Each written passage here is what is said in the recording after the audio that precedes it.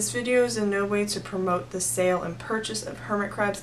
It is simply to provide information for people who are already in possession of these crabs and now are trying to better their ways as if they had bought them from like a souvenir shop or whatever, and anyone who just is really fascinated by these animals and wants to know more about them.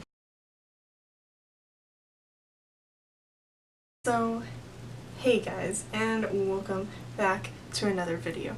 So this video we are going to be talking about basically my experience owning hermit crabs and basically tips and tricks about owning them, because the way I came into owning hermit crabs was very abrupt and sudden, and so there are not too many care sheets out there on hermit crabs. There's some conflicting information, and I just kind of want to help anyone who is in the position where they currently own hermit crabs or where they are going to own them in the future. I don't really condone, this is gonna sound hypocritical, but like owning hermit crabs. Like, it's okay to own hermit crabs, but I don't think you should be out buying them from pet stores or souvenir shops or wherever you're getting them. I think that with the crabs that are already in the pet trade, in here we can't release them into the wild anymore, so I think that those crabs should just, you know, be given into new homes and that no more should be taken from the wild. So if for animals that are already in the pet trade, it is too late for them, so I would definitely like check like Craigslist or look in places around you where someone has a hermit crab that they aren't taking care of properly or don't want it, because there are plenty of people in that situation. The thing that has frustrated me about owning hermit crabs is there are actually like not a lot of videos about them online. Either the videos are really old or they're not like really great advice, information, care sheets. One person that does do recent videos on hermit crab care, and they actually do like a really good job, is, I want to say it's Lori's Heartland. I'll link that channel in the description below. She actually posts like really recent videos and talking about hermit crabs and her experience with them, and other than her, like literally no one ever makes posts about them. And I think what it is a lot of people, you know, they know the controversy of owning them, and I think a lot of people believe that by making videos about hermit crabs they're promoting owning them. I think it's important to make videos about them to educate people, because if you don't educate people on what they're doing wrong, then they'll never know that they're caring for their hermit crab wrong, and then it will end up dying. So I think making videos about hermit crabs is actually very important for the hermit crab community, because there are a lot of people who are very lost, but because there are no videos out there showing them how to do certain things, they just can't do them because they can't figure it out. I've really found most of my information from scrolling through forums online. And even then, people still want to have controversies over certain things. So I think by creating videos about them, which is something that I definitely want to do more of, it's not doing harm. I believe that it's helping people who already own crabs figure out their stance on them and how they're going to take care of them from this point on. If you don't know why hermit crabs are very controversial, it's because they are wild caught, and they are often sold as like souvenirs where they are not in proper care at all. They're not the easiest animal to take care of. I would probably consider them in the intermediate range, whereas something like a crested gecko is like basic beginner like reptile or whatever. Hermit crabs I definitely would say are intermediate level, because they have high humidity demands and they're actually a lot to clean up after. The situations in which I came into my crabs is, one, my crabs was purchased at a souvenir shop down by the Gulf, and it was purchased by my friends. And it's kind of a funny situation because I had actually been thinking about getting hermit crabs before this, and then when I realized, you know, they're wild caught and stuff, I didn't like that, and I didn't like how many controversies there were over their care, so I said, I'm not going to get hermit crabs. And then this perfect situation just happened. Well, not perfect, of course, but the situation just happened where the crab landed into my lap, and hermit crabs need friends. And so I had to go to Petco and get another crab, which I did not like having to go to Petco, but it's just something that happened, which actually I have a video talking more in depth about this that will be in the description box below. That kind of segues into our first item to talk about. It's about rehoming crabs. Instead of buying them from Petco like I did, you know, I very much felt like the pressure of time. I felt like I needed to get this crab in with another crab immediately. I didn't like him being alone. I didn't like how his setup was. I had to do a lot of things, and I felt very on the brink of time because I mean this crab has been mistreated since the moment it entered captivity. I just felt like, you know, I didn't have time to really sit down and think through how to get another crab.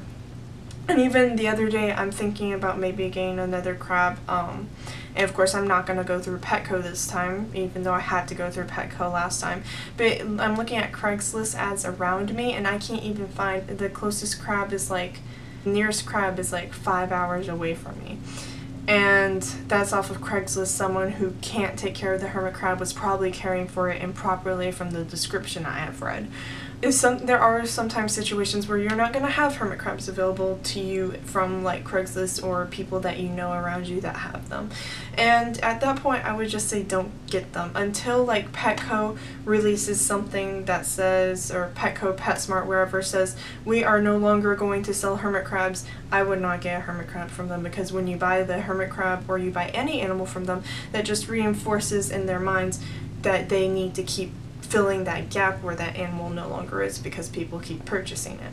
And so until they officially say we are not selling these animals, I think that those hermit crabs unfortunately have to stay where they are. Rehoming is a very important thing, and to definitely look at your sources before you even consider stepping foot in Petco for a hermit crab, because there are a lot of hermit crabs that are mistreated and end up dying. Most hermit crabs actually die within the first year in captivity, which is why I waited a year to really start making videos about my hermit crabs, because it's something I've never done before. Of course, I've never had hermit crabs before, and it was very much like a, we'll see what happens. So yes, definitely just be careful about where you are getting your hermit crabs from. And then when you get hermit crabs, I think it's actually a really good idea to quarantine them. This is definitely a process I should have done.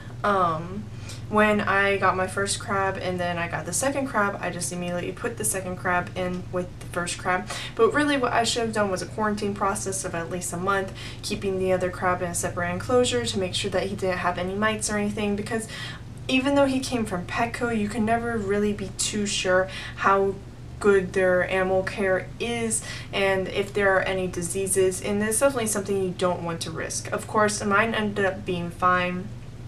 I haven't had any, well, I had issues, but it wasn't related to one contaminating the other as far as I know. So they have been completely fine, but I would not skip the quarantine process from now on, now that I have really thought about it, and I've seen a lot of videos on quarantining animals. And I think quarantining animals in general should just be something that we do, like even cats and dogs, from each other for a month, because you just never know what's going to happen when you're, especially when you're sourcing animals from people who can no longer take care of them. You definitely just want to be careful. Having to do with quarantine is that hermit crabs are extremely susceptible to mites. They get them very, very easily. It's just something that happens, especially because they're being taken from the wild and put in stressful situations and stuff. It's not like that uncommon that they will be covered in blood mites. I actually had a problem with mites. I'm not sure if they were food mites or blood mites or whatever, but I didn't want them in the tank at all, of course. I think there were probably food mites, but I also did see like one blood mite on my crabs.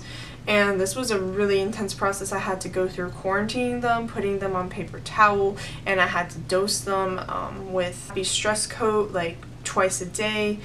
And it was a long, horrible process where I boiled things throughout all the substrate, and I survived it, the crabs survived it. It was definitely a big concern because if the crabs get too stressed, of course they can die.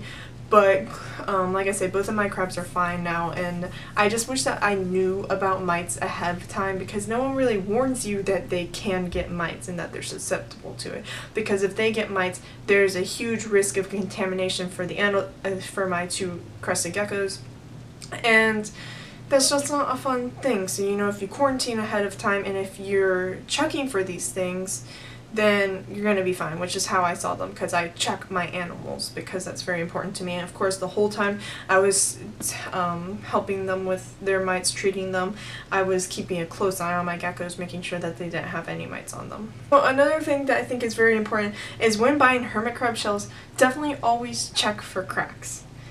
I didn't really think about it, and I ended up buying a shell that was cracked, and so the crabs don't use it.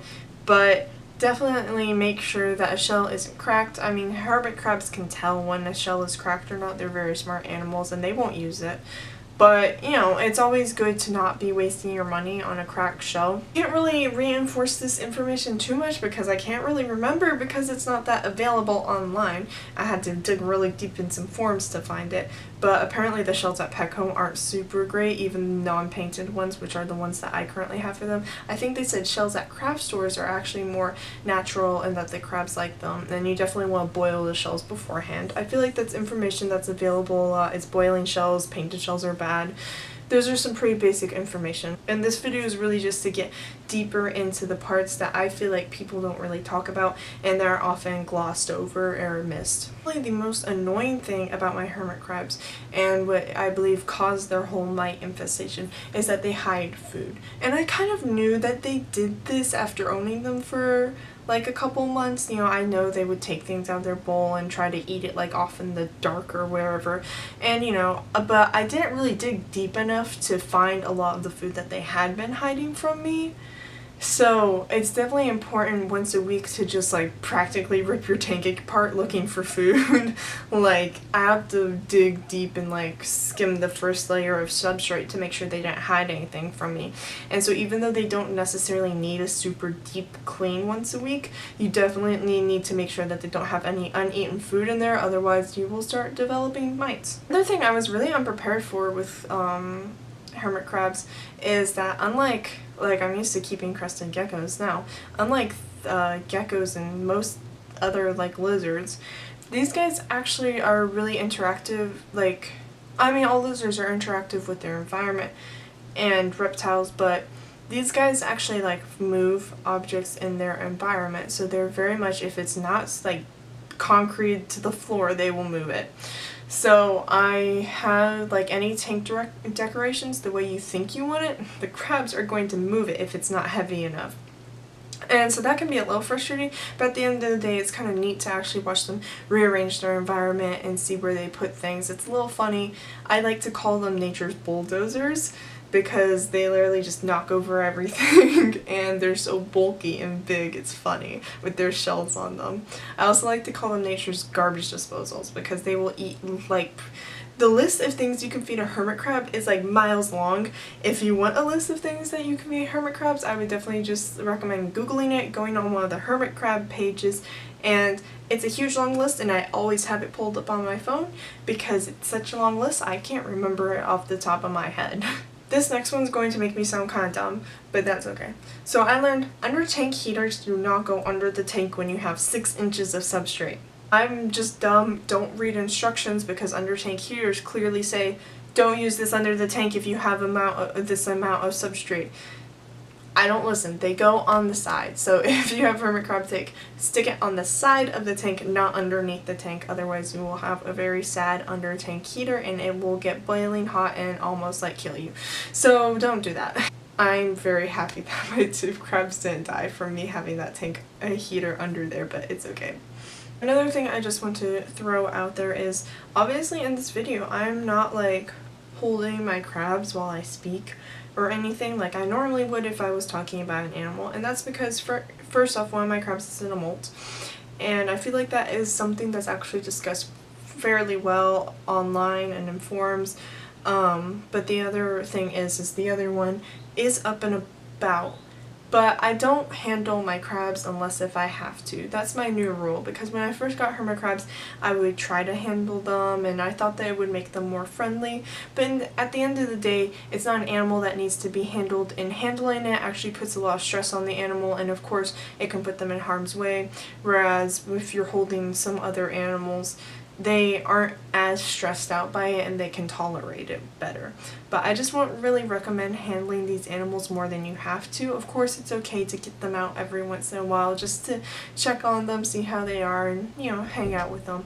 But it's definitely not an animal I would recommend handling all that often. But I think that's it, and like I say, this video is in no way to promote the sale and purchase of hermit crabs. It is simply to provide information for people who are already in possession of these crabs and now are trying to better their ways as if they had bought them from like a souvenir shop or whatever, and anyone who just is really fascinated by these animals and wants to know more about them. Because by not putting information out on these crabs to prevent the sale of them, I think people are doing a disservice to the animals, because when there's not information out, people are still going to get them regardless, and now there's just no information, and then the crabs are going to die.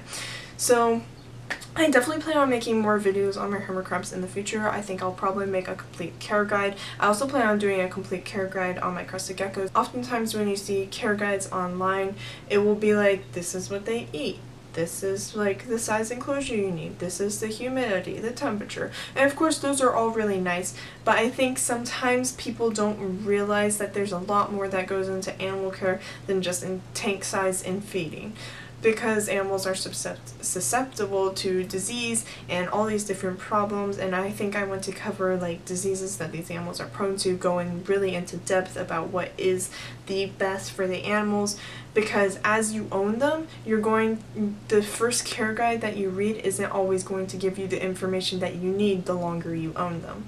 And that's definitely something I've seen with all my animals, is there have been times where I had to Google things because the original care guides I read didn't say anything about certain situations. And so I kind of want to create full care guides that will cover like literally any situation you can think of. It's like covered. So that's obviously going to take a lot of time and effort and maybe some research on my part, but it's definitely something that I want to do in the future. So I guess that's it for this video. So if you guys like this video, please leave a like, a comment on any videos that you would like to see, or whatever you want to say, I don't care. Subscribe if you would like. My link to my Snapchat and Instagram, and my Instagram where I post about my animals, will all be in the description box below. If you want to see hermit crab videos that are actually updated from someone other than myself, I will link the Lori Hartland